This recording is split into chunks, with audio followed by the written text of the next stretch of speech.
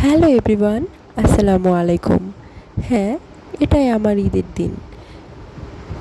এখান থেকেই শুরু হয়েছিল আমার ঈদের দিন। আমি আর জাহিদ মিলে বিকেলবেলা বেরিয়ে পড়েছিলাম একটু রিকশায় করে ঘুরবো তাই। আর এটা কিন্তু সত্যি সত্যি ঈদের দিন ছিল না, এটা ছিল ঈদের তৃতীয় দিন।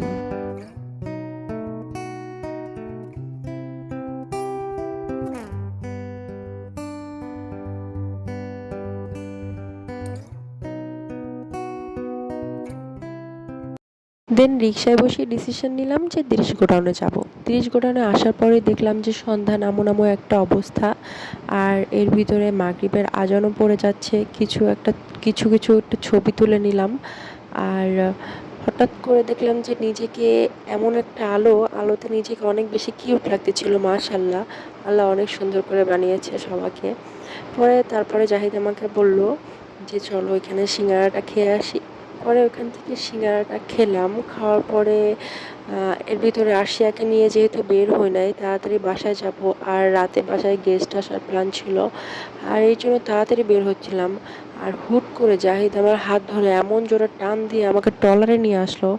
আমি তো উঠবো না, আমার তো ট্রলার উঠতে অনেক বেশি ভয় লাগে। আর জাহিদ আমাকে এমনভাবে সাহস দিয়ে ট্রলারে নিয়ে গেল, আর সারাটা ট্রলারের ওপারে যেতে যেতে ভয় লাগছিল। আমাদের প্ল্যান ছিল আমরা গোডাউন থেকে মুক্তিযোদ্ধা পার্কে যাব। পরে ট্রলারে ওঠার পরে ট্রলারওয়ালা কী করলো, আমাদেরকে অ্যাডামসে নিয়ে গেল। অ্যাডামসে যাওয়ার পরে সেখান থেকে মুক্তিযোদ্ধা পার্কে যাওয়ার কথা।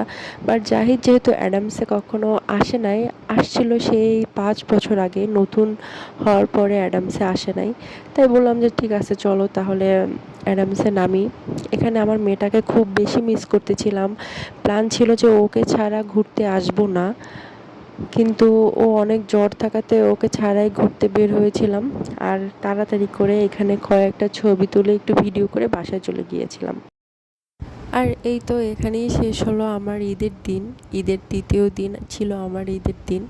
সো এই তো সবাই আমার জন্য দোয়া করবেন, আমাদের জন্য দোয়া করবেন।